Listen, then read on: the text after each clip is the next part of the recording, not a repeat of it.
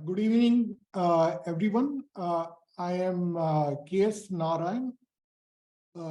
On behalf of IIT Alumni Center, Bengaluru, we welcome you to this evening's webinar on industrial digital twins, Convergence of Engineering and Machine Learning by Professor Asim Tewari. This is the 69th webinar in this series that we have been conducting online since April 2020. It's been a successful series, and in case if you have missed some of our lectures, it's available on YouTube. I'm joined in here today by Dr. Sushila Venkatraman of IITACB, who has been the major driver for these webinar series. A brief introduction about the speaker today. Professor Asim Tewari is the G.K. Devarajulu Chair Professor in the Department of Mechanical Engineering at IIT Bombay. Prior to this, he was a staff researcher at General Motors Global R&D Center in Bangalore. He did his undergraduate at IIT Kanpur, followed by his graduate schooling, MS and PhD from Georgia Tech. And after a brief stint at the National Aerospace Lab in Bangalore, he joined IIT Kanpur as an assistant professor, and then moved back to Bangalore to join General Motors Global R&D. At IIT Bombay, he has been instrumental in setting up the National Center for Aerospace Innovation and Research Center for Technical Textiles. He has also been a co-investigator in Biomedical Engineering and Technology Incubation Center and Center for Excellence in Steel Technology. He has established a research group in smart manufacturing, machine learning, data analytics, and IoT for various sectors, including manufacturing, transportation, and defense. He has numerous publications and patents, and he's on the editorial board of several important international journals. He's on advisory committees in both international and international research boards, and has won several awards both for his research and teaching. Moderating this webinar today is Professor Makran Kulkarni, who is also a faculty in the Department of Mechanical Engineering at IIT Bombay. He's an alumnus of IIT Bombay, where he did his PhD. He's worked closely with organizations in both manufacturing and defense sectors through many government and sponsored research projects related to reliability engineering, risk-based decision-making, maintenance planning, and so on. His industry-related work includes that from Indian Navy, Indian Army, DRDO, HAL, machine tool manufacturing companies, and consulting companies. For today's talk, I really encourage the audience to participate and engage in this discussion via the Q&A box. Please note the Q&A box and not the chat box. Over to you, Professor Asim. Well, thank you very much for a generous introduction. So what I plan to do today is that I'll be starting by giving a brief introduction about the kind of research activities which my specific group is doing, and in particular with respect to digital twins. And then I'll essentially bring in the actual definition of what we feel should the digital twin be and how it is related to all the technologies associated with digital twin. And then we will probably have a small brief break to see if there are question and answers. There are some aspects of curiosity and other things and the direction which we are going. And then I'll again get back to aspects of artificial intelligence, which is the key ingredient in digital twins.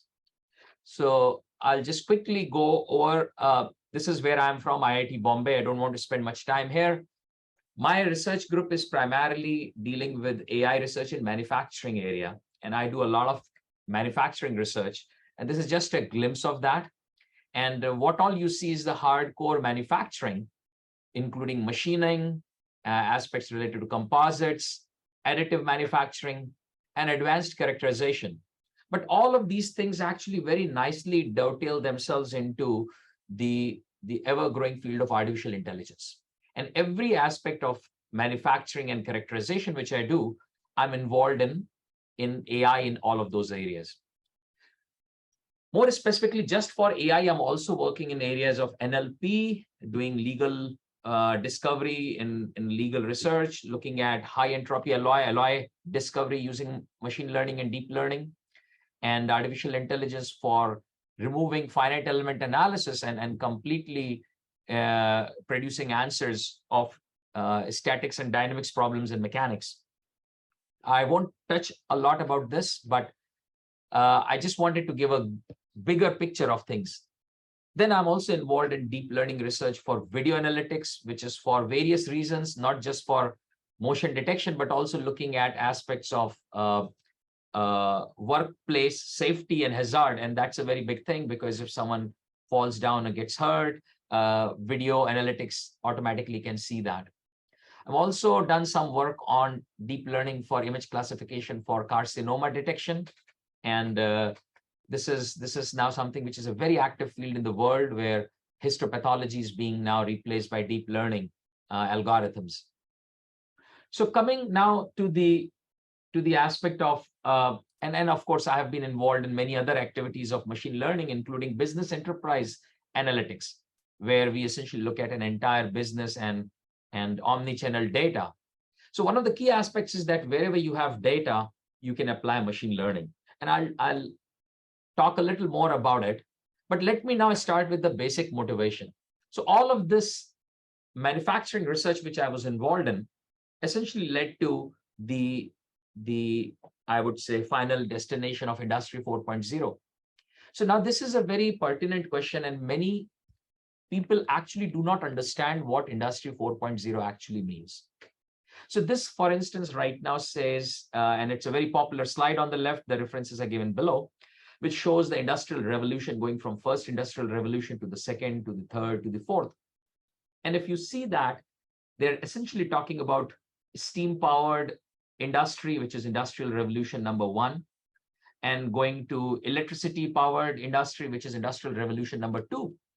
And then the third industrial revolution happened when you started having automation and computer controls. So NC codes and other aspects of computer and sensor-based automation came into the manufacturing area. And now this says that the Industry 4.0 is nothing but a cyber-physical system, Internet of Things, and networks. But if you think about it, Industry 3.0 already had that. It had cyber-physical systems, it had robotics, it had Internet of Things, may not have been wireless, it could have been wired. Still, we use wired because it has more reliability. Networks were there, computer controls were there. So these definitions are not really showing a distinguishing factor between Industry 3.0 and Industry 4.0. A similar reference on the right-hand side, and you'll find numerous of them on essentially World Wide Web, as well as in scientific literature. And over there, if you see, they have talked about various ingredients of Industry 4.0. Autonomous robotics, simulation, system integration, Internet of Things, cybersecurity, cloud, additive, augmented reality, big data. All of these things put together is what people are trying to define Industry 4.0. However, this actually is not what Industry 4.0 is. If you see the left definition, whatever they say Industry 4.0 already existed in Industry 3.0. So the just more of Industry 3.0 does not necessarily mean that it has to be given a name of Industry 4.0.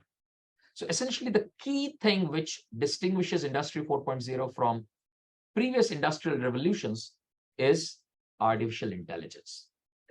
Now, this is the central theme of Industry 4.0, and the smallest unit of Industry 4.0 is a digital twin. So essentially, what I'll be talking about would be a digital twin, which is an AI-based agent, AI-based entity, and I'll talk a little more about it. And that really is the basic building block for Industry 4.0. So no, this is not Industry 4.0 as the answer to the question on the top. Industry 4.0 is when you add AI to all of the above. And that somehow I realized that many authors in the scientific world of manufacturing have not really realized that it is AI which is missing. You really need artificial intelligence to call it Industry 4.0, which essentially brings a very, very unique, I would say, definition. You could have an Industry 2.0 where you have an electricity powered manufacturing or industry, but you don't have computer controlled systems. So imagine you have a manufacturing place where people are manufacturing products in a lathe, let's say electric lathe or electric milling machine, but they're manually operating it. It's not computer controlled. So this would be called Industry 2.0. It's not Industry 3.0, but still you can apply artificial intelligence over there. You could create AI-based tools to assist the human, not assist the computer. And then you could essentially leapfrog, in a sense, from Industry 2.0 to Industry 4.0 without bringing in computer automation. So Industry 3.0 is not necessarily the stepping block to reach to Industry 4.0. You could have a industry where you have a huge human resource being used, not automation, and you can bring AI. And if you do so, you could essentially leapfrog and then create Industry 4.0 without necessarily removing humans from the picture.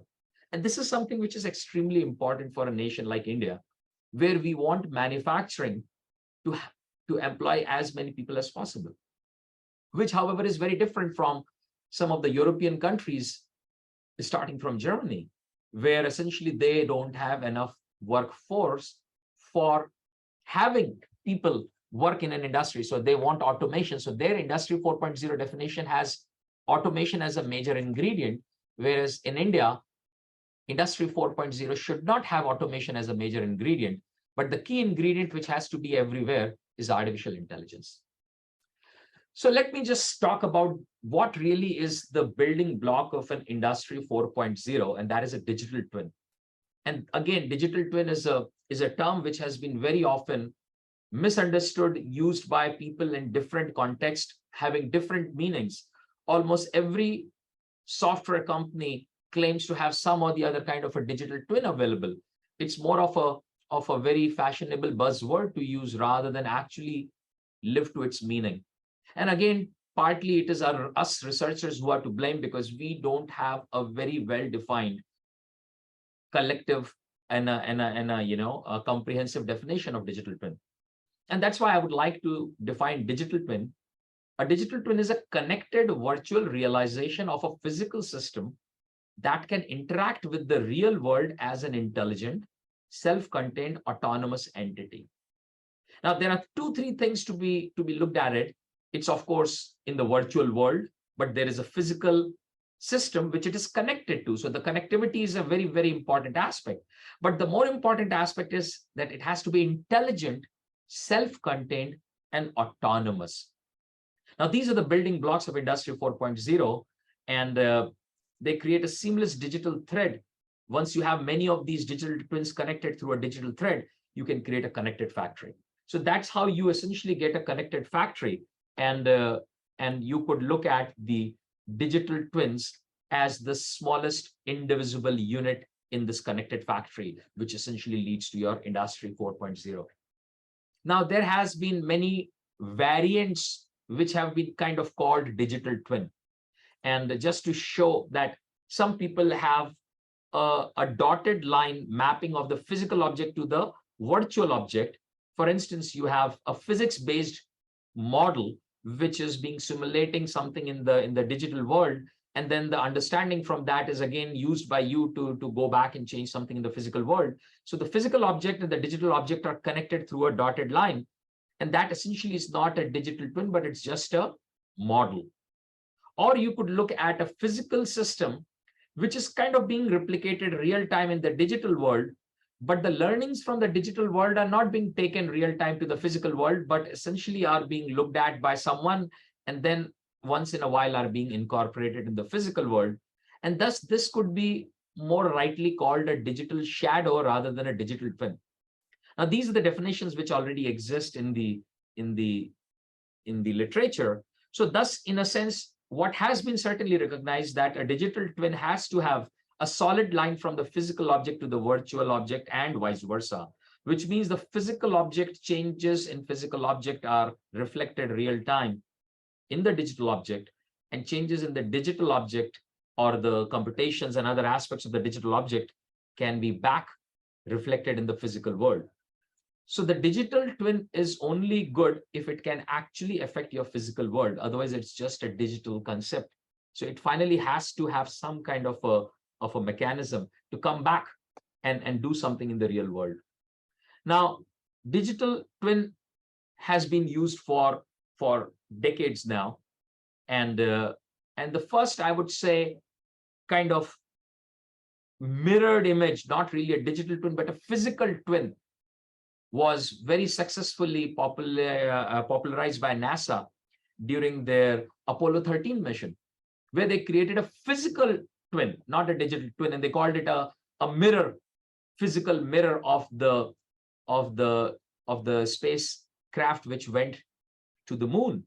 And they recreated the same thing on Earth physically, of course, and they acted all the aspects of what was happening in the spacecraft, and they essentially could simulate physically, not really digitally, the same environment which the astronauts were facing, and they were able to provide them solutions to return back safely.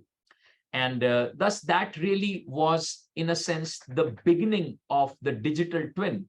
Howsoever, it was only a physical twin. Now, this is not something very new.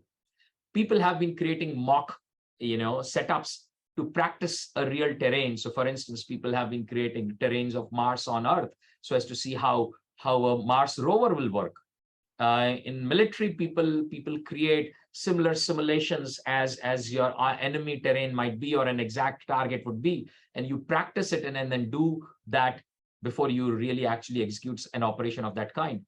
So such concepts existed in the past, and it is just a kind of a logical translation of those physical replications and mirrors into a digital world, creating a digital twin.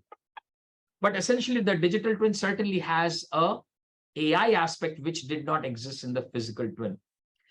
Now, this digital twin has been having so many different variants. Finally, it was realized that there has to be some kind of a standardization which will make sure that not everything and anything can be called as a digital twin. So there's a digital twin framework which was proposed and is now available with ISO 23247. And this gives a very high level understanding of what really a digital twin should have. Now, as you see, this is essentially not a very micro definition of what a digital twin should have. It is just talking about various elements and how they are related, and what really are the basic ingredients for you to have a digital twin. So in a sense, you can look at it as the necessary but not sufficient stuff for it to be called a digital twin. Now, if you look at the research publications in the area of digital twin, they kind of started from 2000, maybe 14 or 10, 14, 15, basically they started in a reasonably big manner. And this is how they have been growing ever since. So this is the digital twin research publications. And pretty much they did not exist in 2010, 11, there was one, and so on and so forth. And then it was in 2016 onwards that they literally skyrocketed. And 2022, of course, last year, we had a very large set of publications, which accounts for almost 1/3 of the total publications. And this year, of course, it's just been half year, so we are still not reached. So that's that hanging point at the end will, by the end of the year, should certainly go up. We'll have to see, has it really reached a situation where it has saturated, or is it going up in a continuous manner? I haven't really talked a lot about digital twin as to what they mean, but I just wanted to tell as to where the world is heading. So now, who all are really doing this kind of research? And the leader in this seems to be China. So China is having the highest number of research publications coming for digital twin. Germany, of course, the coiner of the term Industry 4.0 is not very far behind. US, UK, and others. And India is also there in the top 10, but our research is about 1/10 or so of what is happening with China. Now, if you would like to look at as to what are the universities and other affiliations, you can again see a similar trend. And Ministry of Education China is certainly the one which is having the maximum affiliated research coming out of it. And China shows up at several places. Aachen is, of course, in Germany, and so on and so forth. So this is again giving you a sense of what all the research is coming from. But one of the key aspects is how is the funding for this changing? And that is something which is extremely important. And if you look at the funding for digital twin research, again, it is no surprise. China has the highest publication and so has the highest funding. So National Natural Science Foundation of China is the largest funder. Then EU is funding a lot of work. Then there are other development agencies in China and programs which are again funding. So if you see this entire thing, you'll see China, Europe, UK, Germany, again individual countries in Europe, and then US, and again UK. So what you'll realize is this is heavily skewed towards China and Europe. National Science Foundation, US, has started some funding, but primarily this is driven by Europe and China. And they are the two key, I would say, drivers in this area of digital twins. If you look at the digital twin research in terms of categories of sciences where they're working, so there's a lot of work having in engineering domain. And then almost similar, but a slightly less, is in the computer science domain. And then there are more theoretical works in maths, and then a lot of applied area in almost all other areas of science. So what you realize is engineering is really one of the main drivers of digital twin. However, a digital twin can exist for almost anything. So that is the basic aspect of what really is happening in the world of digital twin. So it's a ever growing area. But now let me just dig little deep and tell exactly what are the key ingredients which make a digital twin. So as I said, digital twin is the smallest indivisible block which is there. It is self-learned intelligence. And so it's a self-learned intelligent block. It is self-contained and autonomous, and is also connected through digital threads to the other digital twins. And this essentially completes the overall aspect of a single digital twin. And once you connect many digital twins together, it becomes a digital factory or a digital ecosystem. Now, one of the key aspects is that the digital twin self-learns everything except one thing. And this is where humans come. So by design, we make a digital twin learn everything except purpose. Digital twin does not learn a purpose itself. It is humans who give it to it. So humans have to provide a purpose to the digital twin.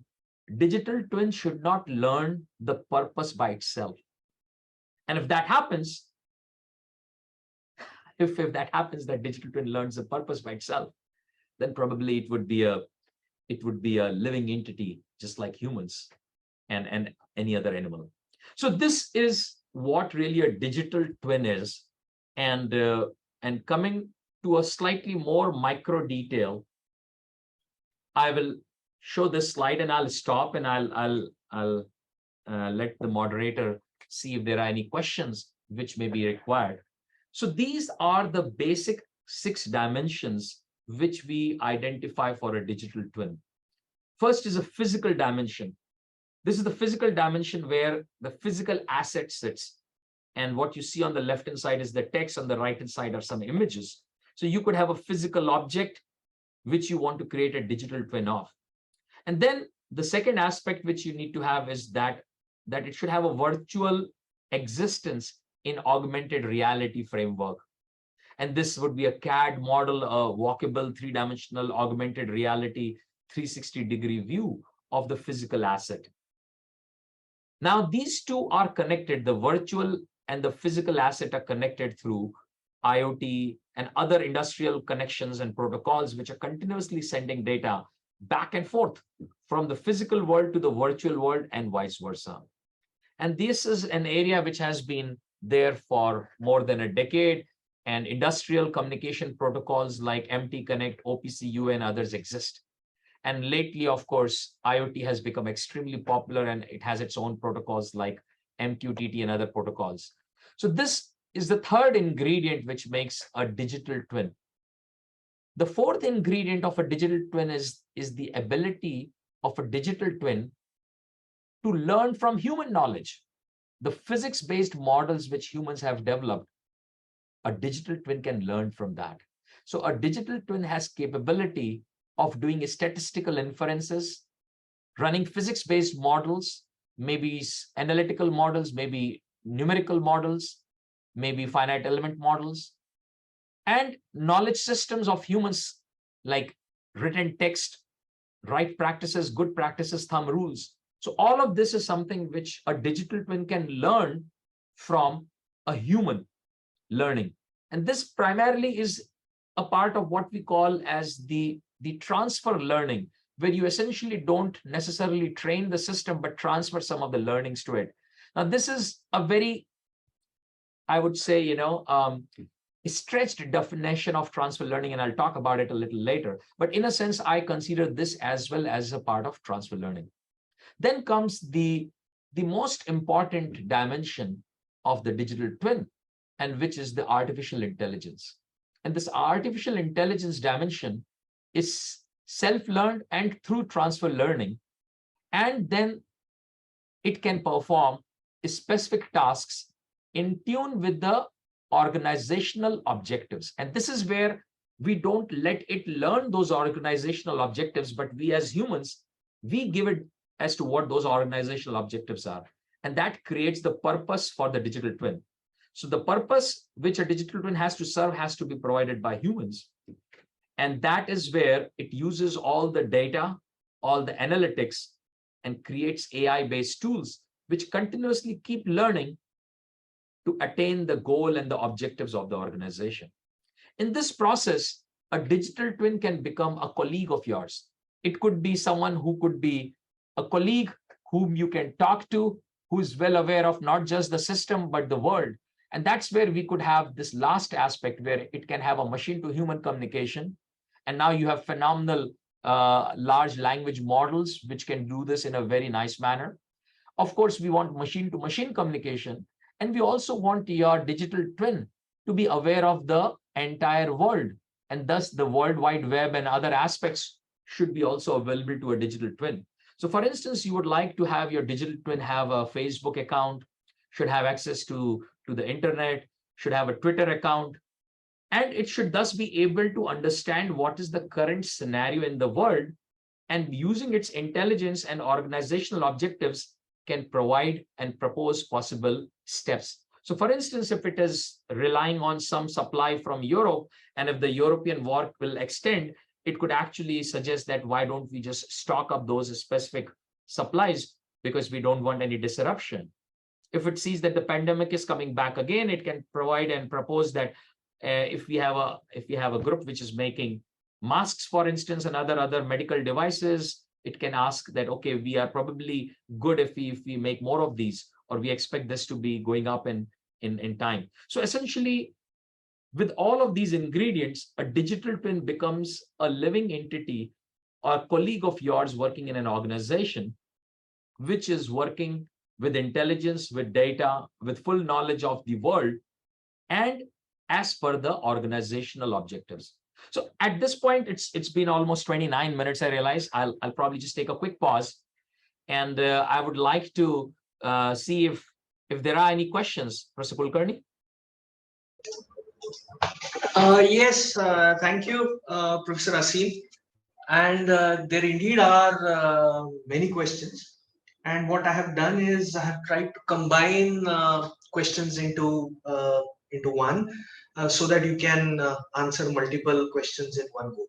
So the first question that seems to be there on people's mind is that there are two terms that are prevalent in literature. One is the digital twin, other is the cyber-physical system. And these two terms are very confusing. So I would like to ask this question on behalf of the participants, is that are they the same, or what is the difference in these two? So I think this is literally stealing my thunder because my next slide was of a cyber physical system. Okay. So cyber physical system, yeah, maybe we could wait. Yeah. Yeah, we could wait. So we could go on to the next question.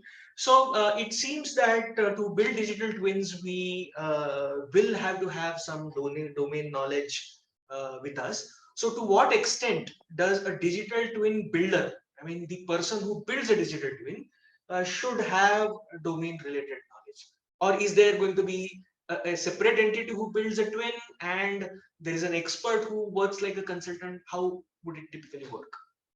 That's a very good question, actually. So it depends upon what is the purpose of that digital twin.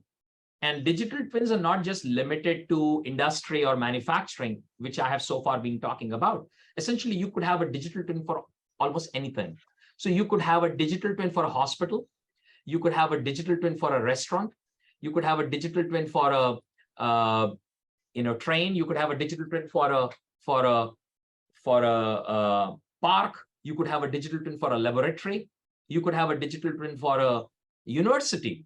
So essentially, everything which you can think of could be created a digital twin of. And thus, essentially, what it means is that you would need to either have enough data or some domain knowledge. So the question is whether we need domain knowledge or not. It depends. So there are things where you may not need a domain knowledge. So for instance, you want to create a digital twin of Shakespeare, which starts speaking to you in a Shakespeare in English. Now, in that case, you really don't need to be a domain expert as long as you have all the dramas of Shakespeare known to you, and you could just feed that to the digital twin.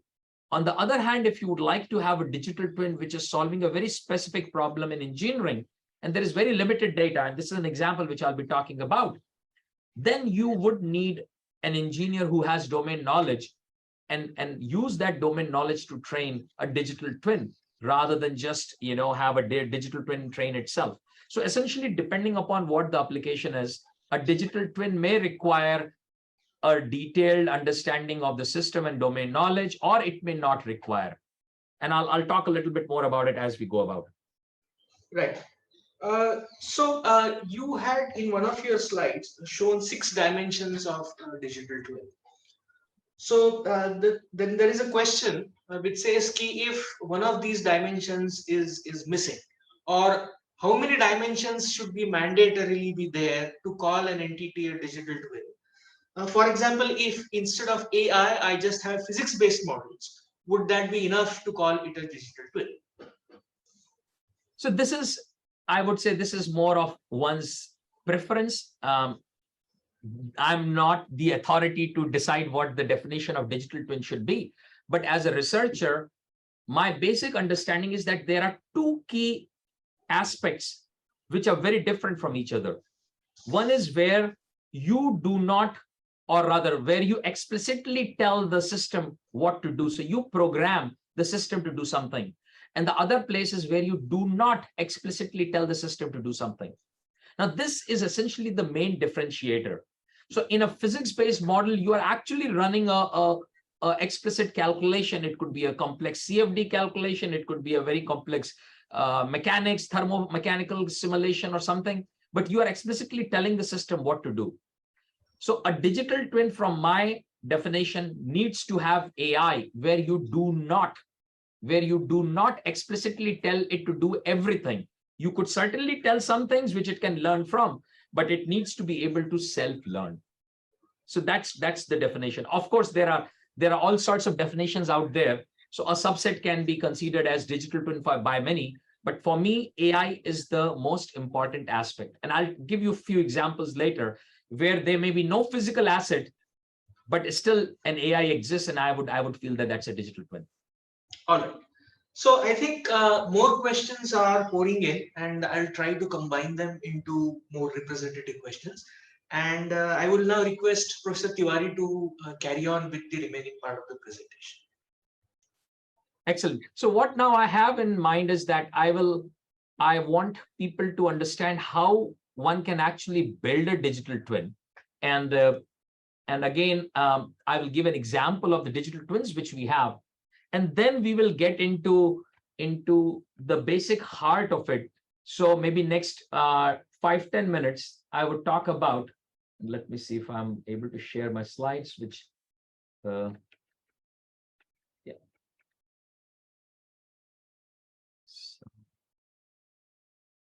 So yeah, so these are the 6 dimensions of the digital twin. And as I said, that to me, artificial intelligence is the main central aspect which creates an autonomous self-learning entity. All others are human programmed in it. Now coming to the cyber physical system, and this is a very generic term. It existed way back. Primarily, it just means that you have robotics and you have a physics and cyber. So there is an ability of a cyber system to interact with the real world using robotics or automation or some kind of a actuation process. So if you think at a very high level, there are 3 things: sensing, computing, and actuation. And if you bring in actuation, you essentially call it a cyber physical system. In my definition, where I'm talking about it, I'm saying that this actuation is driven by not just a program, but an AI-based program. So essentially, I consider cyber physical system to be something which is a connection of networks of these individual spots, each of which is a digital twin.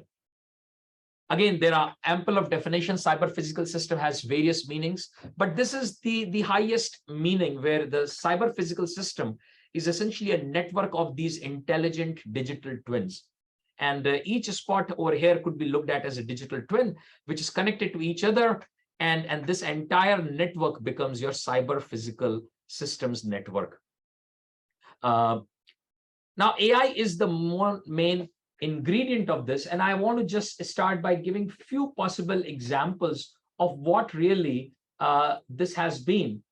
So for instance, to give you a very specific example from the machining domain, what happens is when you are doing metal cutting, your tool which you're using, the metal cutting tool which you're using, eventually becomes worn out and it essentially has to be replaced. And if that happens while you are doing metal cutting, you may have to really stop the process and restart with a new tool. And that essentially is a big time-consuming step, because you will have to then realign, you have to reinitialize, you have to make sure that your alignment of the tool with the workpiece and everything is fine. So tool wear is a very big problem in machining, where you don't want to be having a tool getting worn out in between a machining process. And this is something which is a classical example where machine monitoring or the tool monitoring can be performed using artificial intelligence tools. And there are too many tools in the title here. AI tools and the tool monitoring are 2 separate tools. So this was one specific example where our group was looking at data from vibrations, force, acoustic emissions, and the current waveforms of the CNC machine which was machining and which was doing metal cutting. And based on that, we could predict the exact condition of the tool. So this becomes one of the AI tools where we actually just gave it all the data and provided it an information as to what is the level of tool wear. And after that, the program automatically learned that once the data is like this, it means the tool has this much remaining life. If the data is like this, it means that is the remaining life. And the amount of data here is humongous. You really cannot just manually see it and make these predictions. And you don't even know the underlying relations which you need to do. So this was one specific AI tool. Similarly, industry uses induction motors. And induction motors health becomes a major aspect which one needs to be able to see, because if your induction motor fails, your entire process may fail. It could be a conveyor belt, it could be robotics, it could be anything. And it could be a blower, it could be a vacuum pump, it could be a compressor. And thus, health monitoring of an induction motor using artificial intelligence tools. Now, this is not something very new. Data and vibration data, acoustic data, current data has been used for decades for health monitoring of such systems. But with a difference. Till now, humans were deciding on an algorithm which was being used to differentiate whether the induction motor is having a problem or not. So you could have a misalignment of shaft, you could have a loose shaft, you could have imbalance, you could have impedance mismatch. There are many possible problems which you could have in an induction motor, and humans were actually developing these models. But now in our group, we have developed some very advanced models which can take all of this data and can perform an automated self-learned process of monitoring the health of an induction motor. Not only can they tell what is the current diagnosis, but they can also do prognosis and predict what could happen in future. This is another example where you could have the artificial intelligence come in. Similarly, artificial intelligence can be used for chatter prediction. And I'm taking another example from machining. This is something which we have a lot of data. And I'll talk about data in a minute. So this is where we are doing chatter prediction. Chatter is a specific self-excitation which happens in machining process when you start having a machine which reaches some specific process parameters, you start having chatter. And that chatter leads to specific marks on the surface of the workpiece, which essentially needs to be either reworked or has to be rejected. And this happens almost, very quickly, and it has to be corrected very quickly. If it's not corrected very quickly, you would essentially have problems. And this is again the actual data which is flowing in based on vibrations and forces and acoustic emissions. And the AI-based tool can again be used to be trained and learn how to predict chatter.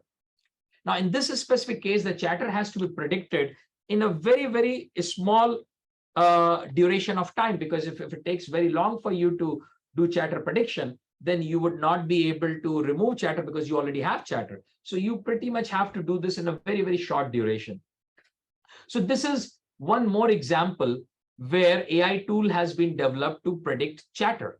Now, these three examples of three different tools of artificial intelligence which have been produced and then developed, now they can all be put in a single platform of a digital twin. So this is a 5-axis CNC machine, which I'm showing you. On the left-hand side is the actual image of the machine. And the right side is the virtual twin, the virtual machine of that. And this has all these AI tools built in it, which has the process monitoring, tool monitoring, health monitoring, and chatter prediction. And this becomes your single window, which embodies all the information and knowledge created by AI tools.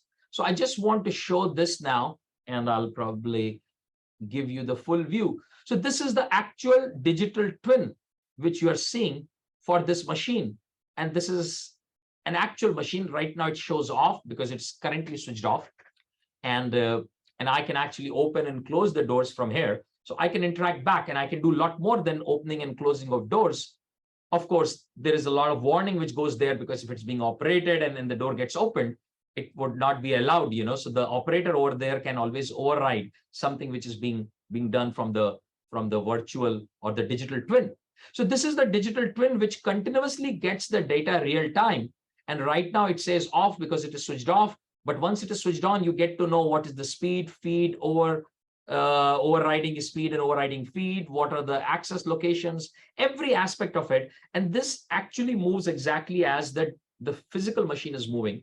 And it can see these AI tools, does process monitoring, tool monitoring, health monitoring, chatter prediction, and can then raise alarms based on what specific condition is happening. And if you authorize it, it can also make some corrective actions. Primarily for chatter, it can actually change the feed and the speed so as to remove the chatter. So this is one digital twin which is actually up and running. So we have about 1,000 parameters from this specific machine being continuously fed to the cloud. And the cloud is continuously looking at this data and giving us a real-time understanding of what is happening. Now, this is not just a visual aid for a human. This is autonomous. You don't have to necessarily be babysitting this digital twin. You could put it in autonomous mode in which it can continuously be monitoring the system and then can take a corrective action. You also can actually go back, and there is a replay button where you can go back and replay yesterday, day before yesterday, last month, last quarter as to how it acted on a specific day. And you can replay the entire process, what that machine did that day in either real time, or you could change the speed, and you can change the speed to any other value, and you can run that. And thus, this becomes a real present digital twin, which knows the current state of the machine, but at the same time, it also knows the past history, which it has also learned from, by the way, and can also make predictions for future. So this is a single entity where you have this as a digital twin. And of course, this you can move around. It's a complete 3D machine. As a matter of fact, in the app, you can go inside the machine, you can look at it from all around, and the accelerometer of your tablet would let you actually move it around as if you are interacting with the machine. All of those are, of course, the augmented reality aspects of it. The key ingredient is the AI tools, which makes it a digital twin. Now, taking this one step further, you can go to a digital twin of an entire factory. Now, I will show you another digital twin, which is a digital twin for an entire lab in this case. And this is the digital twin for our additive subtractive lab. And this is again live in real time. And I could, of course, remove the roof, and I can start looking inside how things are. There are various machines. You can get to know how those various machines have acted in the past and how has the performance all of those machines have been. And again, you don't have to be manually babysitting this. It automatically knows what is happening. And thus you can do it without necessarily being there. Just to show you another such machine this is another lab where we have the digital twin running. And of course, I can remove the roof. And if I do this, I can again start seeing how the various machines are. And I can go to individual machines. And I can start seeing how the performance of each equipment is. And it can tell me how the various parameters of those equipments are. And then I can go to the next machine. I can go to the third machine. And I could look at all of those real time. But the best part is that I don't have to look at it real time. AI is already doing that for me. So that becomes the way you could have an entire factory made into a digital factory. And these technologies only require three basic ingredients. They require specific sensors and IoT devices. Now, modern machines already have them in forms of controllers. The second thing it requires is a cloud-based AI system, which is learned from all of this data and engineering understanding, and then a visual incarnation of this into a virtual reality world. So all of these digital twins are live, and they are looking at all aspects of various conditions and can take corrective actions if you empower them to do so. So this is a quick understanding of what really digital twins can be and what they can do. Now, coming back to now, what really would this mean and why we may want to look at digital twins from an AI perspective. So the key, I would say the key ingredient in a digital twin is the AI aspect of it. Unless you have artificial intelligence, you really don't have a digital twin. So let's just go back and look at what all could be possible with a digital twin. So digital twin is not just for a factory or a laboratory. They could be pretty much everywhere else. So if I say that digital twin is a single ingredient, the smallest block, and if I connect them, I make a cyber-physical system. So you could have a cyber-physical system in manufacturing industry in almost every aspect, not just the manufacturing aspect. So if you have a market survey, you could have the voice of the customer, and that could be a part of a cyber-physical system in a digital twin. The designers can be performing predictions of the future market demands based on that. The partners will have a digital twin. Your OEM manufacturers will have a digital twin. Your supply base could have a digital twin. Your tier 1, tier 2 suppliers will have a digital twin. So every single organization, every single department of your organization would have a digital twin. HR would have a digital twin of its own operations, and essentially it will be following every individual in the payrolls with a specific model of all of those individuals and see how their performance is, how their appraisals are they likely to leave the organization? If that is the case, your digital twin may say that, hey, they may be actually thinking of leaving. If you want to retain them, you may want to increase their salary or do something to show that the company appreciates them. every aspect, legal, financial, everything which you can think for an industry, and every single department of an industry would have a digital twin. And all of these digital twins will be talking to each other in a seamless manner, and that will create the digital transformation, a journey from digitization to digitalization. Now, industry is going to go through this transformation in the next decade. Industries will become completely digital, and this digital transformation will then be present in every single aspect of our lives, which we already are seeing, but every organization will have this. This would be far bigger, not just contained in an industry, but will go to all sectors. It will go to industrial sectors, automotive, aerospace, oil and gas, pharma, defense, construction, manufacturing, but it will go to healthcare, hospitals, diagnostic labs. All of them will start having a digital twin of them. There will be banking, insurance, all these services sectors will also have digital twins. Universities will have digital twins. Defense organizations will have their digital twins. Why that? We'll have environmental regions which will have a digital twin. We want to follow how the coral reefs are changing. Are the ecosystems of Western Ghats being eroded by cutting off trees? We will have digital twins on all of those. Essentially, all physical aspects around us would have a digital twin, and that will contain, it will be the embodiment of all the human learnings and all the learnings generated by AI from the data which exists there. And that will become a single repository of all of this. Agriculture already has a lot of IoT and AI being used in it, but eventually we'll have cultivation, irrigation, storage, distribution, everything will have digital twins. Government has changed their ways of working. Government offices are now very advanced, but in future, they will essentially have a digital twin of themselves. Social interactions already are having this.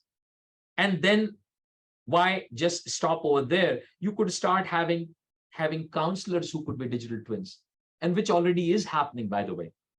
So that is really the future, how the digital twins and the cyber physical system, the CPS, will cut across the sectors. Now, what really will this be? Why this would be the case? What will be the driver for this? Why would this ever happen? Just because it can happen doesn't necessarily mean that it will happen. So the reason why cyber physical systems and digital twins will become is because of lower cost, higher productivity and efficiency, and better quality. Cheaper, faster, better. That's the buzzword.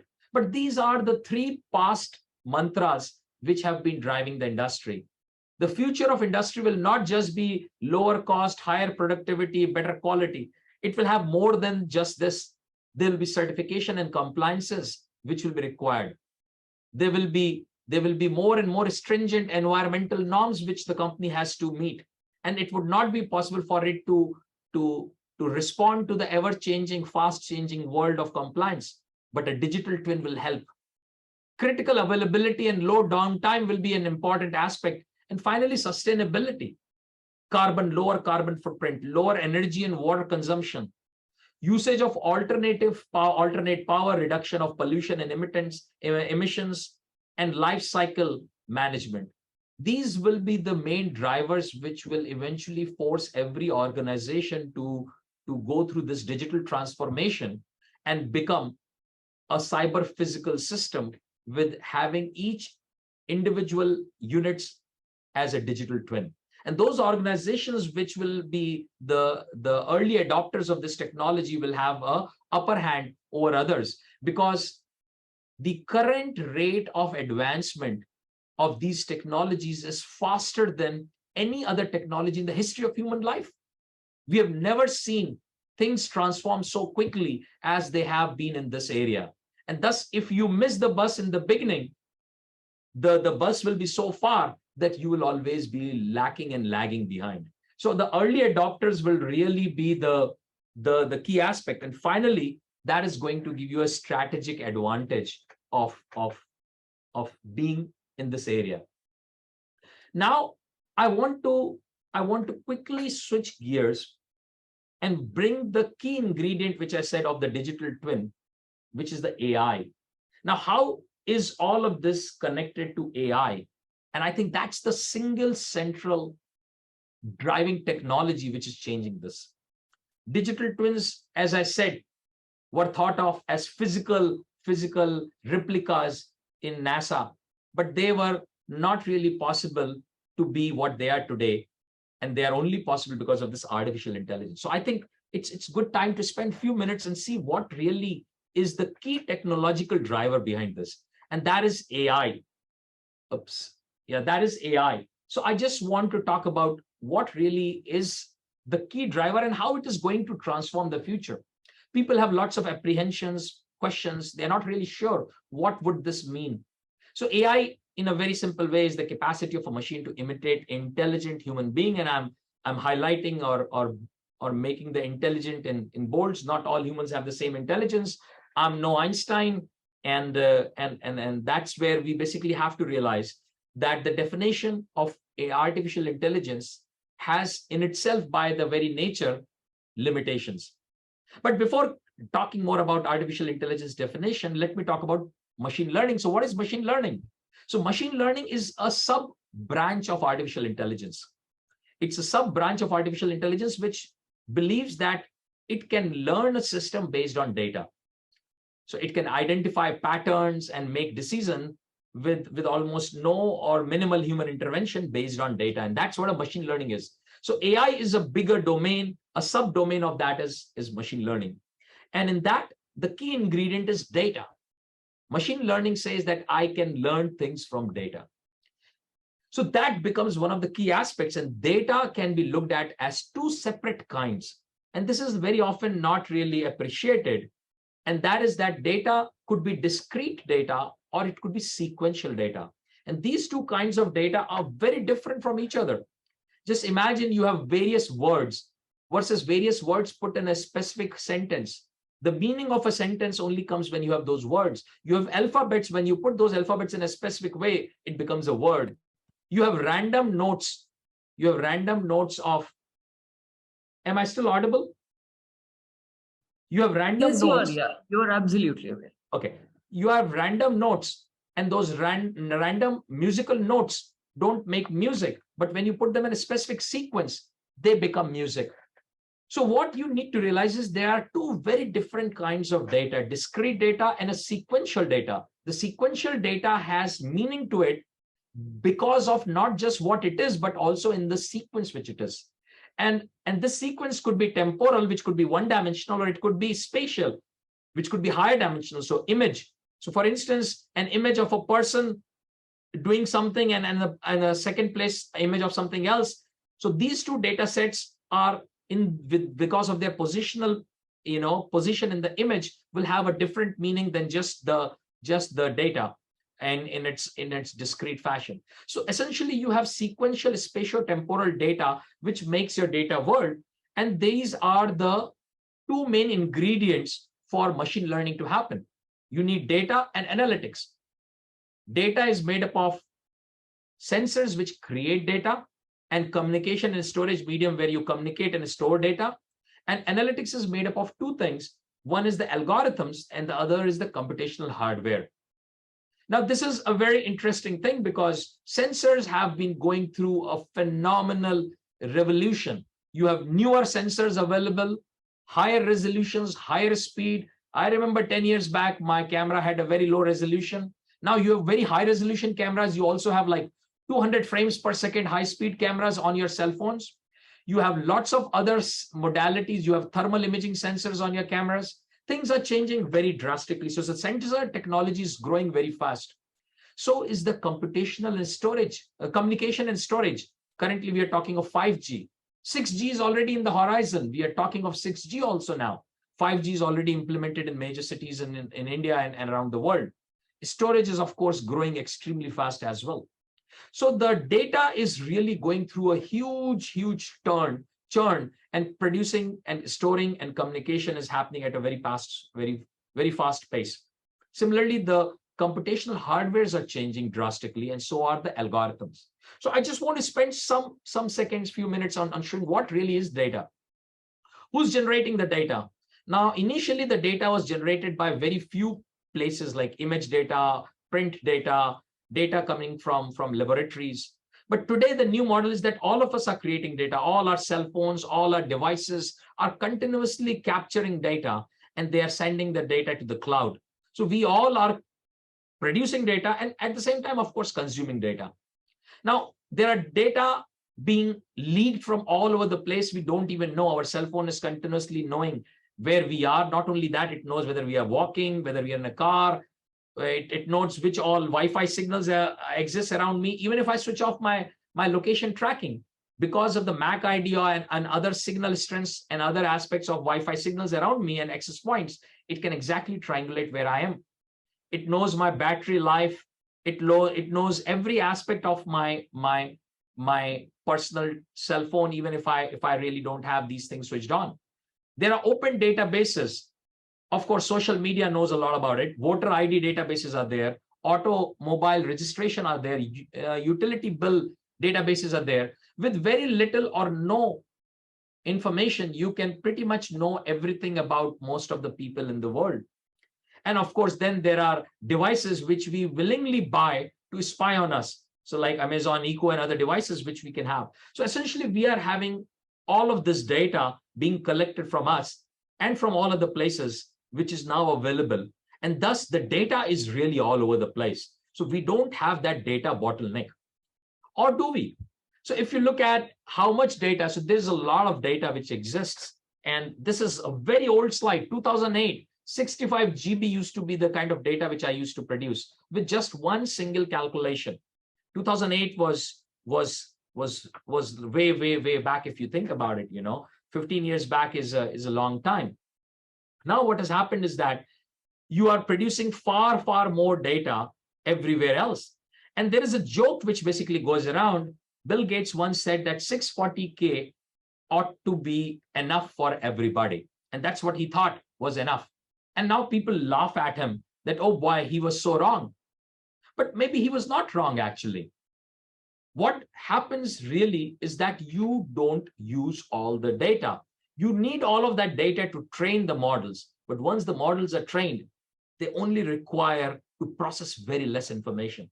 So if you think about humans, we are right now listening. So you must be listening to me. You must be seeing the slides. You must be in a room where there's a temperature, maybe some humidity, some smell. People are coming, going, light in the room, the place, the chair where you're sitting. Everything is continuously giving you data, visual data, touch data, temperature data, smell data, hearing data. So you are having over 1 million bits of data coming to you per second. 1 million bits. But your body quickly synthesizes and compresses it to just about 50 bits per second. So you are getting about 11 million bits per second and you are compressing it to 50 bits per second. And your brain is actually only processing 50 bits. And in that sense, for a 640K ought to be enough. Doesn't look very bad, actually. Anyway, jokes aside, moving forward. So what really happened is that the data was growing and so was storage and communication growing. But the data growth was far higher than the storage. And that led to a phenomenal divergence. So in about 2007 or so, the rate of data creation far exceeded the rate of possible storage and communication. And this is something which you all must be knowing. You could continuously take hundreds and thousands of images on your phone and video on your phone, and soon you realize that you run out of space in your phone. So you know that you can create more data than what you can store. And certainly you can't communicate all of that data even with 5G. The kind of data which you can create, you cannot communicate.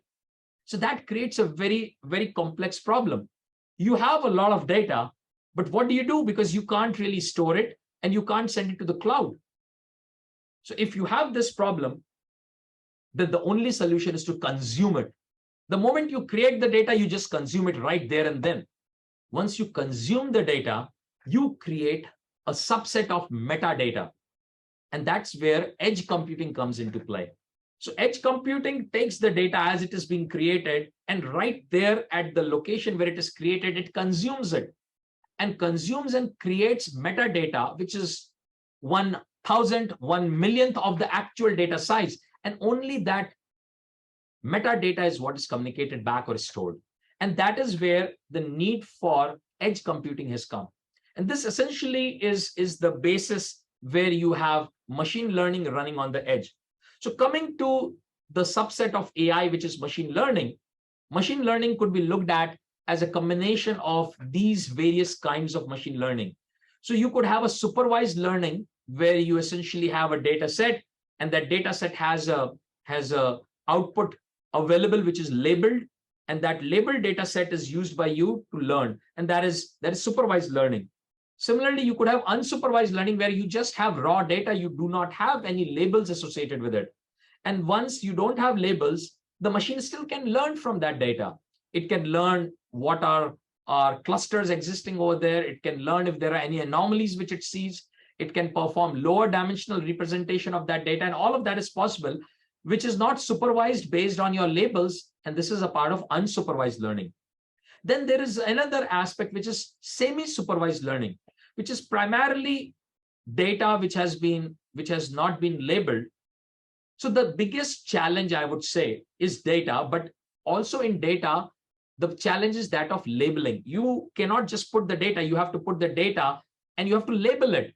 If this is a cup, you have to show the image of a cup and then you have to say this is a cup, whereas you have to say something else is something else. So if you have 1 million images, you have to be able to label all of them. And that becomes the single biggest step, or I would say the roadblock in machine learning. And that's where semi-supervised learning comes into play, which essentially requires you to supervise, to label only a very small subset, and the machine can learn the rest from it. Then, of course, there is a reinforcement learning where you have a multi-step problem where the data is not being continuously, is not being provided in one shot, but you are continuously generating the data. So the machine interacts and keeps creating more and more data in a specific manner. And it's a multi-step process, and reinforcement learning is a phenomenal development. However, it is still pretty much limited to places where you can have an environment changed by the machine in a very inexpensive manner. You can't really use a machine learning reinforcement learning process to learn something where there's a very expensive experiment which the machine asks you to do, and then you do that and the outcome goes back to the machine and then back and forth. Then there are aspects of transfer learning where you learn some things from one domain and transfer that learning to the other domain with very little additional learning required. A beautiful example of that is driving a motorbike. If you want to learn how to drive a motorbike, if you know how to drive a bicycle, so if you teach someone how to drive a bicycle, which is much easier to learn because it is easily available, it would not lead to major accidents if you fall. And then once you know how to ride a bicycle, a motorbike becomes much easier to learn, and that's a kind of a transfer learning. And then there is federated learning and many other associated fields where you have multiple small data sets which you learn from and then use all of them.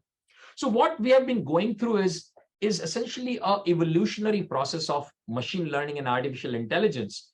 And we started with the term AI, which was almost 70 plus years back coined. And in the last 70 years, AI has gone through a very large, I would say, variation and changes. So initially, AI was just a coined term, which was not very capable. It could perform tasks based on rules, which we type in. So the key aspect was that humans were giving the logic, humans were coding the logic, and it was able to do that. And that's what we call as the first wave of artificial intelligence. And these were some of the algorithms which were really very prevalent in the first wave. Some of them were completely human guided, some were semi-human guided, and the machine was learning. And these were the parts of conventional machine learning. Now, this conventional machine learning saturated after a while. It could not really go beyond a specific amount of performance, no matter how much data you give. And that's when in about 2006, a paper came which started looking at deep networks. And in deep networks, it was able to show that the deep learning, which was known for almost 30 years, but was not realized, people could show that deep learning can actually be conceived.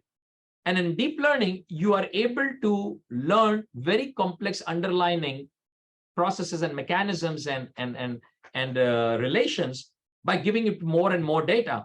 So this is a pictorial depiction that once you start giving it more data, the deep learning starts outperforming the conventional machine learning. However, if you have less data, deep learning is not very good. You still are better off using conventional learning.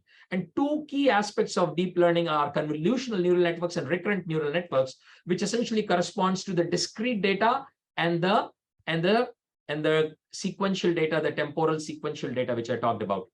Now, deep learning has actually transformed the machine learning in the last decade.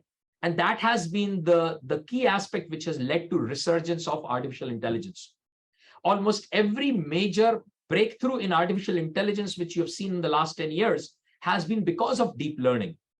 And the way the deep learning is going, we essentially are now in a position to attack any problem, provided it has enough data in it.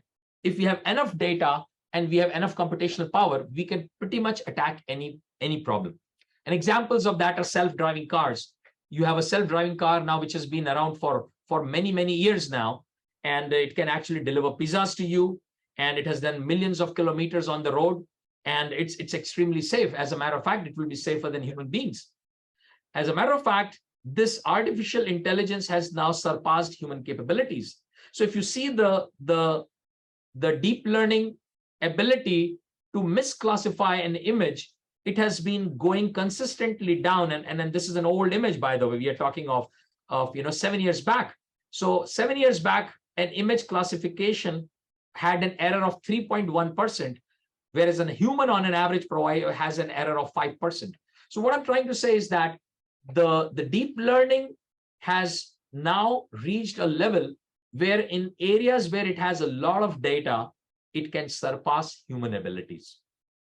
It can also do things which humans just could never thought possible. So for instance, deep learning retinopathy can predict the age, gender, smoking condition, diabetic condition, body mass index, and blood pressure just by looking at the retina image. And this is possible because you actually had lots of data of people fed into deep learning, and the deep learning understood as to what patterns to look for to create this. This is nothing which a human can ever do. No medical doctor can just look at your retina image and predict these things. Deep learning can do lip reading because you have thousands of hours of television which has been transcribed, and then you know the text of the person who's speaking. Deep learning could learn this and can do lip reading, and this is the lip reading which is happening in deep learning. Similarly, the deep learning can also read your brain.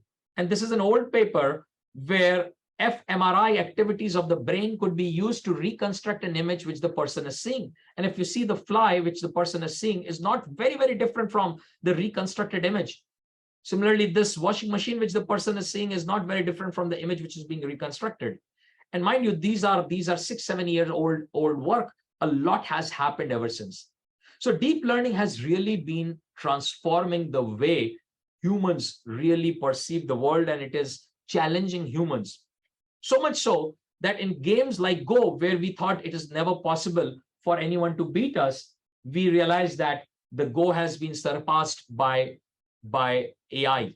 And AI has not only surpassed the world champion of Go, but now it can learn almost any board game by itself using reinforcement learning. It does not even need data set.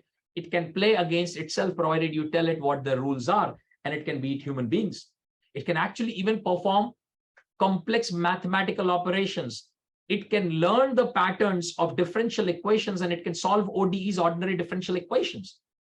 And this is something which is unheard of. Mathematica, Maple, and MATLAB are not able to perform so well as the deep learning symbolic mathematics is able to. And trust me, it has not been told anything except that it has been given a lot of equations which it sees, and it knows those differential equations are solved using this, and it can then provide solutions. But it can go beyond that. It can create art form, which looks so realistic that it could as well be something which humans could have drawn. It can also write poetry, and it can also write music. It can write songs. It can do a lot more things which humans thought was possible. But beyond that, it can also cheat if it has been told to win. And if it realizes that humans will not be able to understand what it is doing, then there is no reason why it will not cheat. So AI is now becoming so potent that it is getting human characters, cheating being one of them. Beyond that, AI can create things from almost nothing. So generative adversarial networks, for instance, can create human faces just by random generated noise forms by learning whether it's human or not. So in 2014, it could do something like this. And by 2018, which is again 5 years back, it could actually create faces which looked almost like a human being you may know of. But these people don't exist. You can go to the website thispersondoesnotexist.com and you can see the generative adversarial networks which are creating artificial intelligence-based faces. All these faces are people who don't exist. And this is really something which is the next level. However, there are many other aspects which can also happen. You could have the future conflicts dictated by AI. So you may have autonomous weapon systems, swarms, deep sea wars, all of them using deep learning and artificial intelligence. And this is already there. You have drones which can individually look at 100 square kilometers, just single drone, and can track every human being walking, even see if you are making your hand gestures. Just a single drone can look at an entire city and watch every single human being over there. There are armed, remote controlled, remote piloted aircrafts which can do these things, but they are AI-based unmanned combat aircrafts which can autonomously fly, go to a target, detect a target, bomb it, and come back. And all of this it can do without a human in the loop. You just have to tell that I want this person or this target to be bombarded. Even if it's a moving target, it will go, it will look at it, it will make the kill decision without human in the loop. So that really is something which raises a very strange kind of a question. The holy grail of this, the immortal twin, a digital clone of a human being is also possible. And it's already in making in many labs, including our lab. Essentially, an immortal twin is a cyber clone, a replica of a person. It knows all the past memories of the person, has the exact personality, intelligence, mannerisms of a person, also looks like a person using generative adversarial networks and other aspects. It speaks exactly like a person using voice cloning and deep fakes. And then it actively learns the person and keeps learning from the happenings of the current affairs. So just imagine your grandfather or great-grandfather can be recreated using a digital immortal clone. And thus we humans will become immortal by putting all our learnings back in a digital world. And thus someone can always come and talk to me. For all what you know, I may not be here actually. It might be my digital clone which is talking to you all, because you all don't know if I actually am there. All what you see is through the screen of yours. So this is where we are heading in future. And AI is the one which is challenging this. There are some more strange things which are happening. Legal justice is being changed by AI. Many courts in the US are adopting AI-based online dispute resolution. Los Angeles court handles traffic violations and citations based on AI. Wisconsin Department of Correction uses AI to determine the jail sentence. Just imagine an artificial intelligence entity saying that this person needs to go for 5 years and this person needs to be jailed for 2 years. It looks like a very strange aspect, but that's what is happening as we speak. And this creates a plethora of ethical and moral aspects of AI. So where are we heading actually? And I realize we are heading towards our 18. So I need to probably quickly wrap up. So I'll just wrap by saying as to where AI is leading us. So right now we are living in this second wave, which I call, which is the artificial narrow intelligence, or ANI. This is where we have deep learning based algorithms which self-learn. You don't have to program them. They are, however, domain specific, and that's why we call them artificial narrow intelligence, because they only work in specific domains. But in these domains, they surpass human capability. So currently we are almost through this ANI phase, and we are getting into AGI phase, artificial general intelligence. And AGI will be a very powerful entity which will be having universal applicability. Its domain will be the entire human domain. It will be, in a sense, equivalent to humans. You are already realizing some large language models like ChatGPT are able to converse with you as if they are human beings. This is the beginning of artificial general intelligence. And we will be seeing these things happen. And this is what will lead to the third wave. And the third wave will eventually end up with artificial superintelligence. And artificial superintelligence will be where you will have probably all the knowledge known to it, and it will learn by itself, and it will surpass human performance. Now, I do not know how far it is. And there are lots of pockets of I would say, hope in this, because I don't see AGI and ASI happening very soon, because there will be few domains which will still not be possible for AGI to conquer. And one of them is engineering domain. The engineering knowledge which we have gathered is something which AGI cannot very quickly learn, because the data in engineering domain is very limited. And it has to learn the engineering knowledge the way we have learned. But eventually that will happen.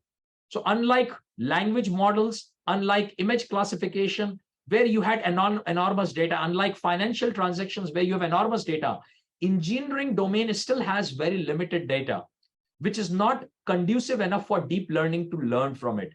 And thus, the deep learning will have to go through the long, arduous process of learning these things the way humans learn, going through the schooling as we have gone through engineering, master's, PhD, and experience. However, once it learns all of those aspects, it will certainly have artificial superintelligence coming in.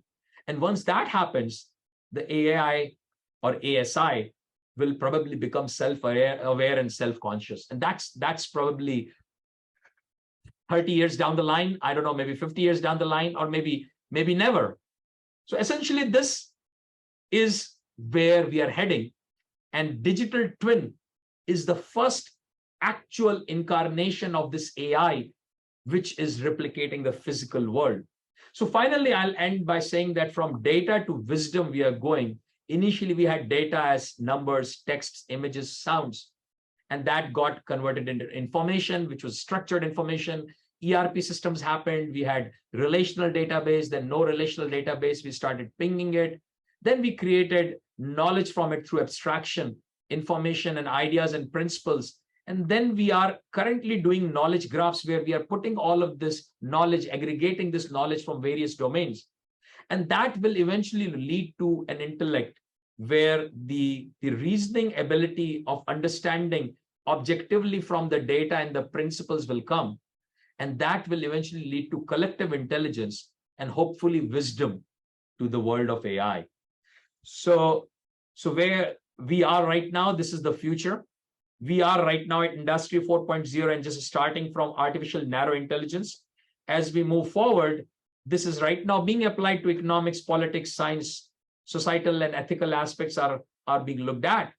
But it is an autocatalytic process, and probably we may see War 4.0.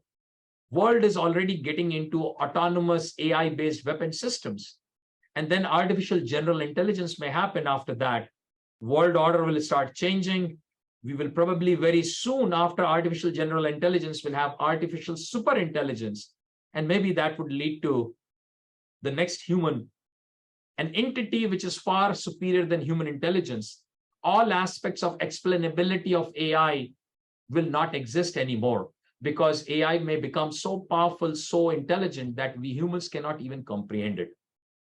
I do not know if this will ever happen in my lifetime. I hope not.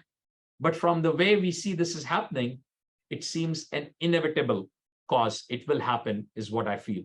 So thank you very much. I'll probably stop now, and I'll be happy to take more questions. So thank you, Professor Tewari. It was really a wonderful session. And I have a couple of questions that I have put together for you.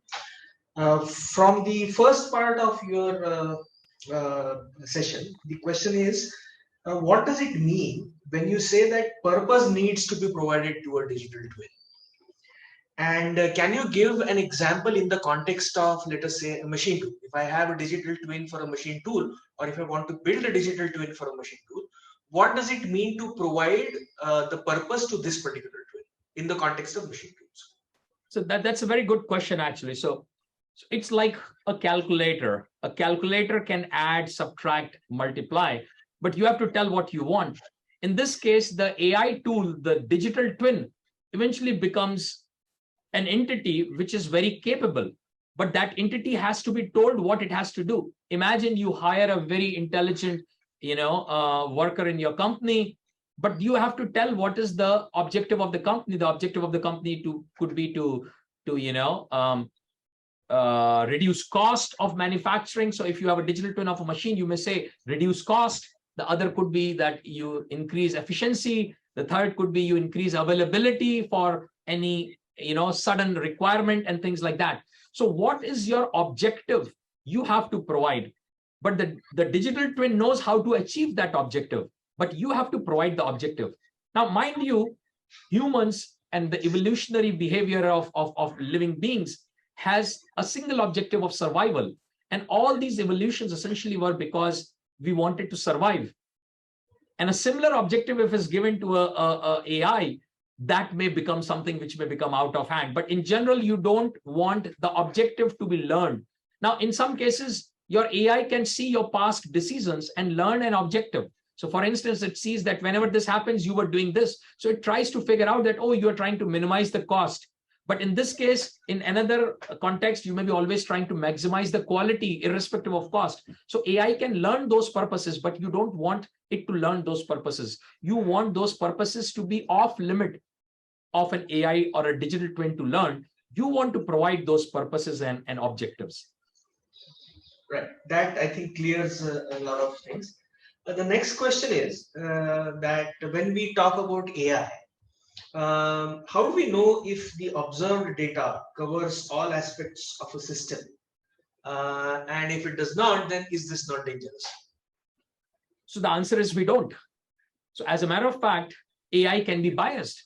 If you have learned from data and you essentially have a limited eye of the data, then you will be biased.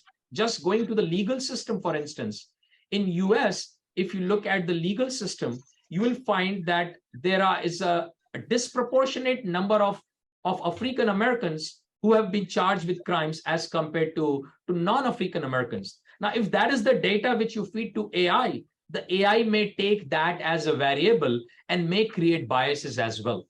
So the biggest challenge with an AI system is to create an AI system which is fair and unbiased. And that is a topic by itself. So there is a process of looking at whether the data is biased or not. But if your data is biased and is not spanning the entire space, then AI may actually be a biased thing as well. And there is a whole field of research of looking at fairness and transparency and bias.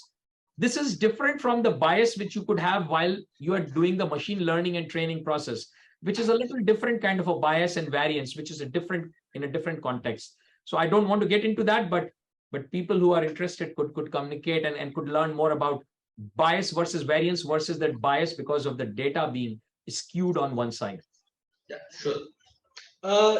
I have tried to combine two questions, so I will ask them in two parts. In the context of manufacturing, there is a term called IT and OT convergence.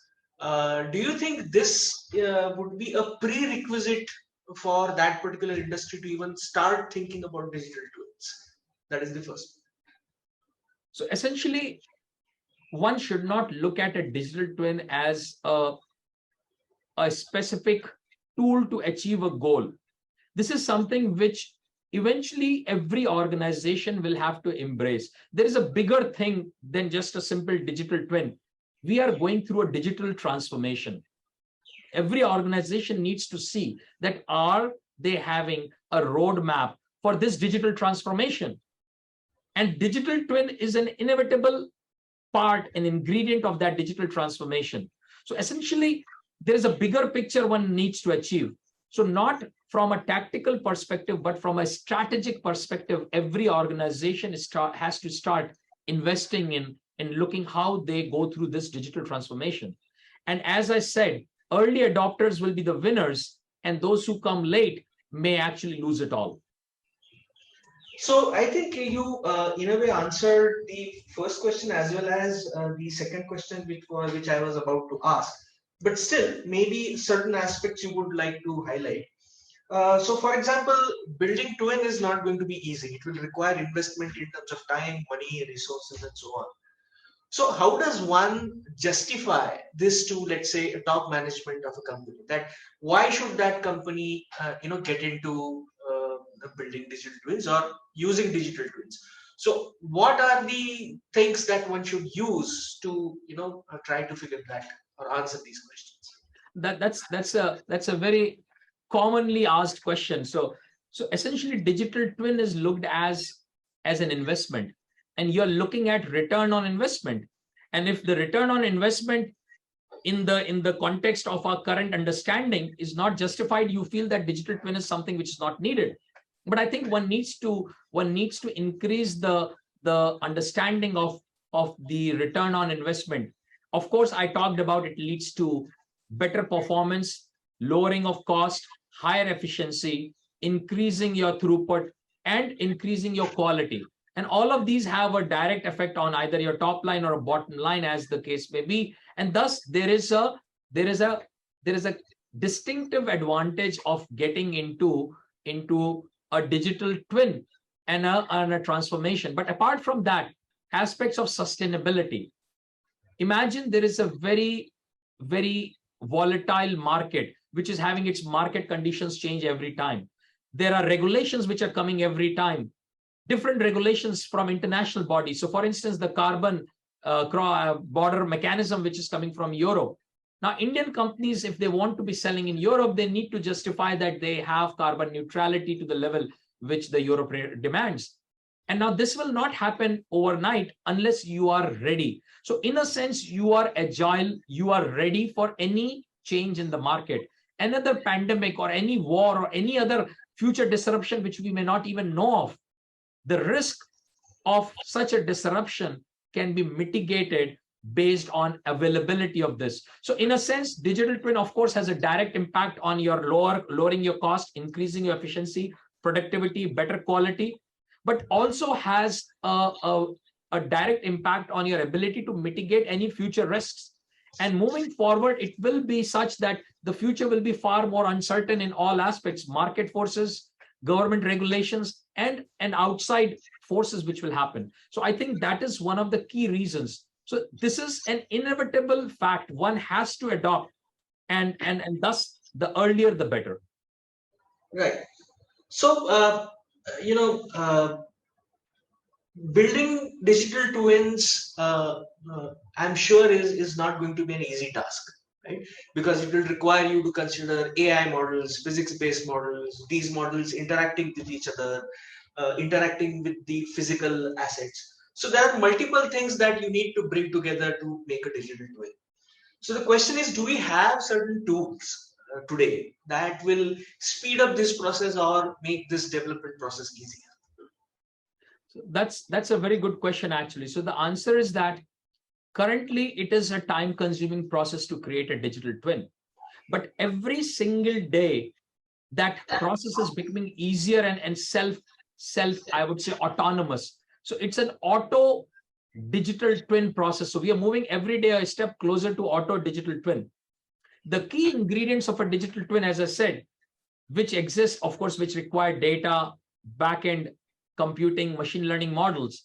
But what essentially is happening is that once you make the first digital twin, the second digital twin learns a lot of aspects from the first digital twin, and thus the efforts required become drastically less. And once this starts happening across sectors, across units, this will become much faster. So this will be really something which will have a much less, a requirement of manual intervention. And very soon, I expect that in next 5 years, digital twins will have a very self-autonomous auto digital twin process where you just have to provide data, and then they can learn from open source cross-learning, transfer learning processes. Right. So, as of now, it basically appears that if I, as a company, want to get into building and deploying digital twins, I will have to hire or get in some expertise, external expertise, who will help me in creating a digital twin and implementing in my system. So the question is, if I hold a lot of IP related to my processes, and if there is a third entity who is going to build twin, it means I will have to share all that IP data, which is so important, with the third entity. And will it not create a hindrance in terms of people not wanting to share their IP? So I don't necessarily agree to that. So for instance, once we have an ERP system or SCADA system or any of those in our office environment or manufacturing environment, and when we have an external company implement those, you essentially are sharing the data. The digital twins and the cyber physical systems created from that will be such that they will be self-contained. The data will not ever go outside those domains. They could be in the cloud, or they could be in your own personal cloud. The company can if it's a very highly secretive defense company or doing something where they cannot have that data because of requirements, it could actually have its own cloud in its own premise where the data could be. So I don't really see that one has to worry about this, because this is already happening. When IT was brought in, people thought that the same thing will happen, but that did not happen. So the IT service providers were able to essentially implement these things without you losing your IP. And similarly, the digital twins and cyber physical system companies will be able to develop, deploy your cyber physical systems and digital twins without you losing your data or your intellectual property. All right. So when people talk about digital twins, they talk about a network, which means the digital twins will be connected to a network and people will be able to interact with it. Also, one twin will be able to interact with other twins. Thirdly, third-party standalone applications might want to connect with the twin to do that. Two businesses would want to talk to each other using twin.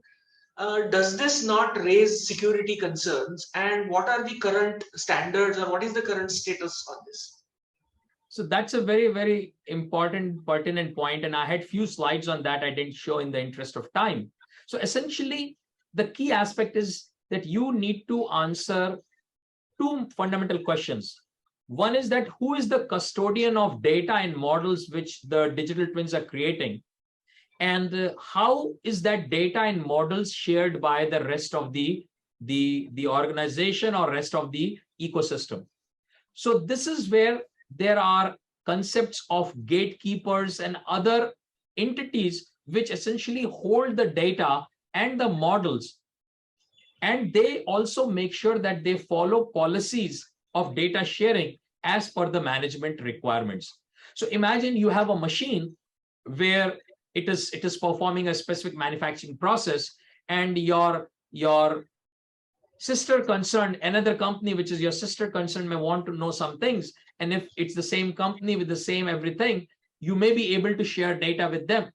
On the other hand, the same machine, the OEM, which is providing you an annual maintenance contracts, wants to know that if the machine is working fine. So now you could share a limited amount of data with them so that they can get to know what is the status of the machine, but not know everything else.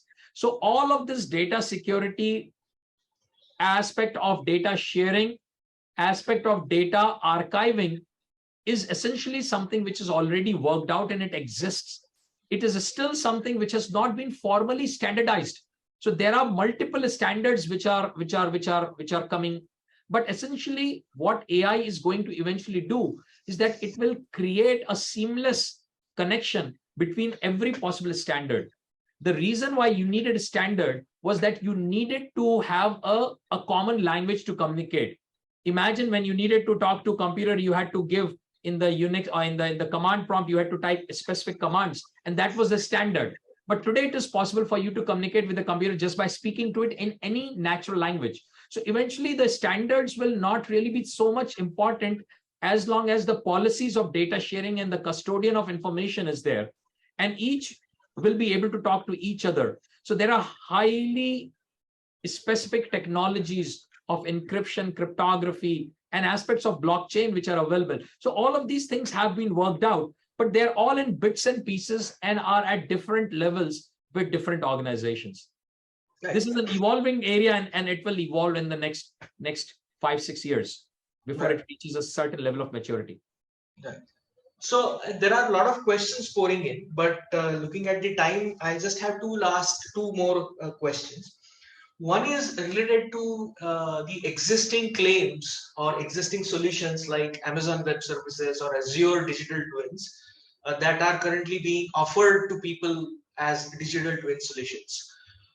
Based on the 6 dimensions that you mentioned in your presentations, do you think these solutions or offerings are anywhere close to be considered as tools that can help you in developing those twins with 6 dimensions?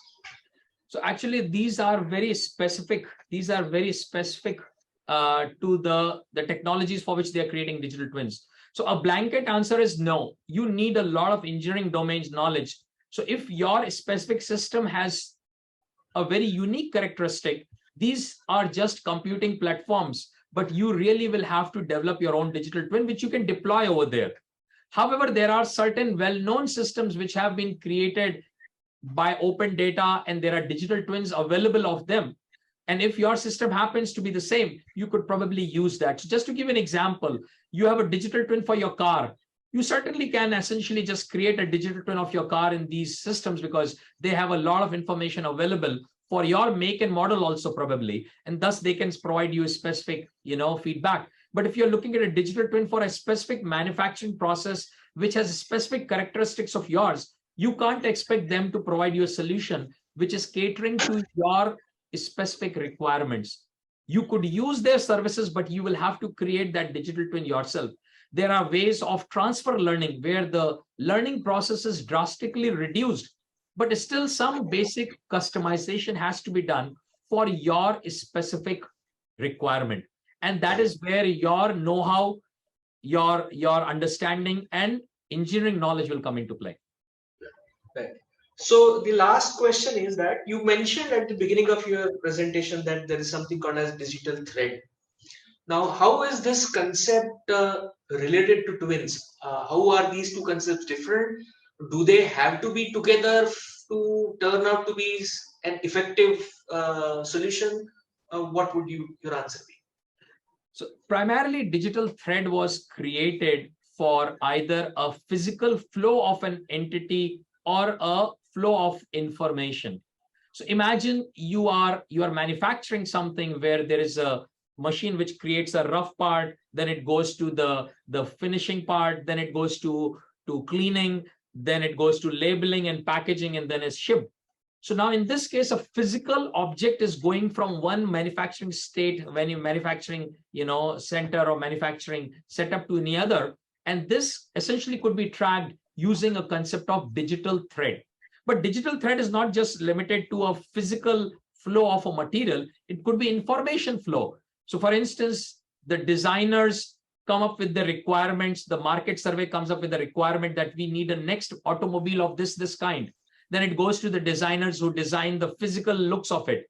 Then that information is transferred to the engineering section, which kind of comes up with the engineering aspects of it. And then that information goes to the manufacturing people.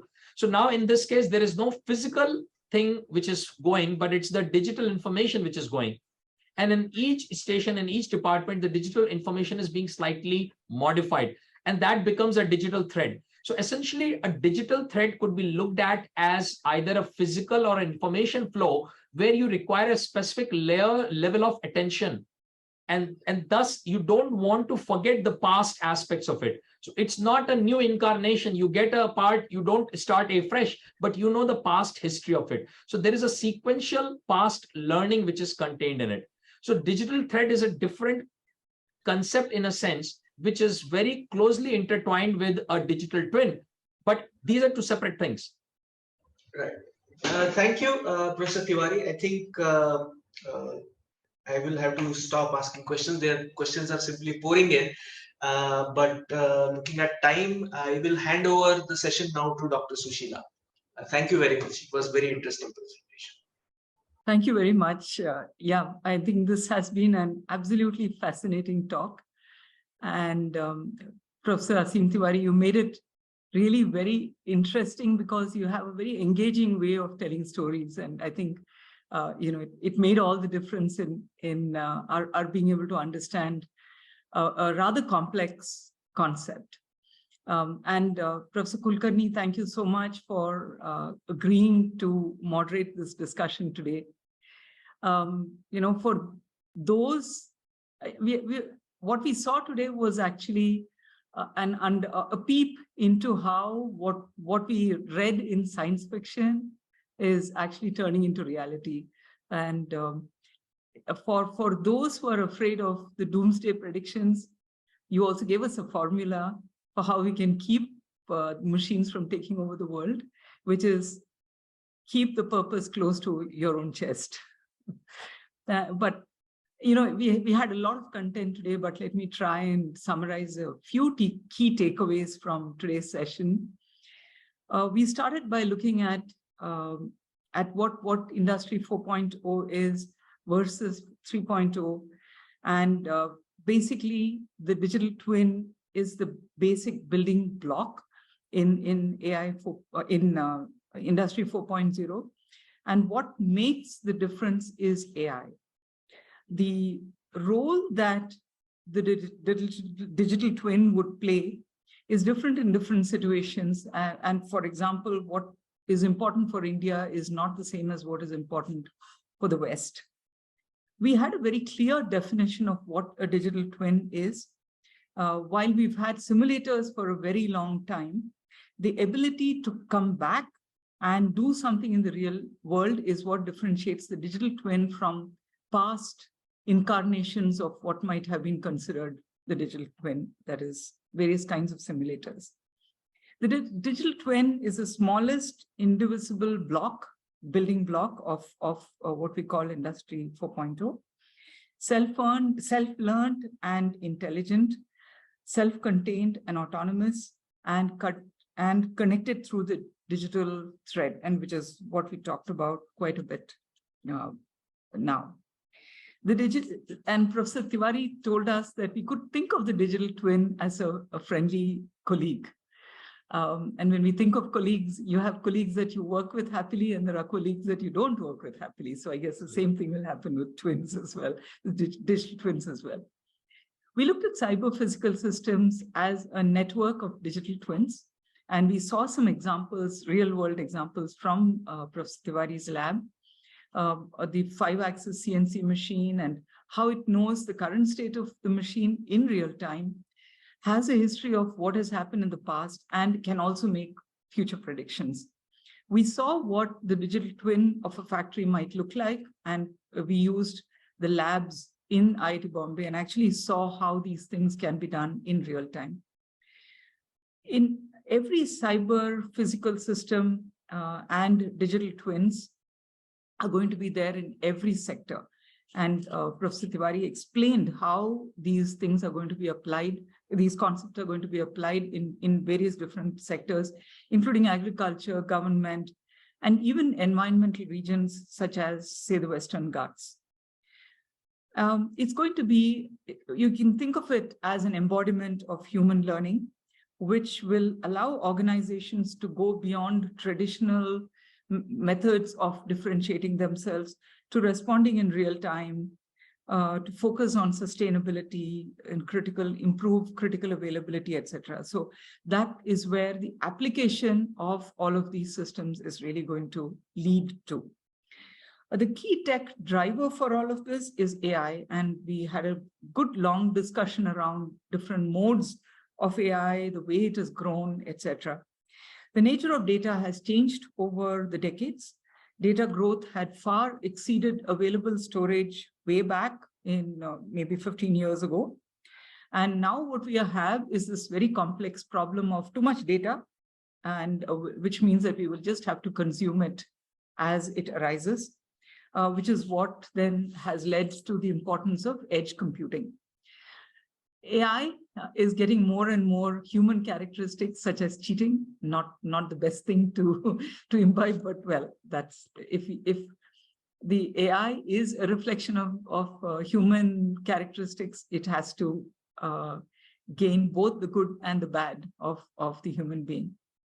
We also looked at very interesting concepts like the immortal twins, which Professor Tewari explained is the current holy grail of AI, a human digital clone. And tomorrow you will not know whether you're talking to a real Professor Tewari or a clone Professor Tewari. And he won't know whether he's talking to a clone or a real you. In some ways, that is almost like the whole idea of Maya being redefined in the digital world. And then we looked forward at the future of AI and its evolution. And we came to the third wave of evolution, which will end with artificial superintelligence, which will far surpass human performance. And that is when you move into ideas such as self-awareness and consciousness. We are actually seeing, we talked about this many, many years ago, maybe 20, 25 years ago. We talked about how data would be analyzed and would turn into wisdom. We're actually seeing that transformation happen through the application of these ideas of artificial intelligence tools. We also touched upon issues of ethics, data privacy, etc. I'm hoping that we could have a separate webinar to just address those issues because they're so important. And only time is going to tell us whether all of this is going to lead to utopia or dystopia. And we're hoping, of course, that it would be the former. So let me just say thank you so much for agreeing to be here and for delivering this webinar. And thank you, Professor Kulkarni, for moderating this discussion. To our audience, thank you for being here, for staying on, with all of your questions. I wish we could have had more time to take more of the questions, but we are happy to keep the engagement going through other mechanisms. By the way, we are planning to do a session on ChatGPT in August. Please do look out for it, and we look forward to welcoming you to our next webinar. And thank you very much. Good night. Thank you.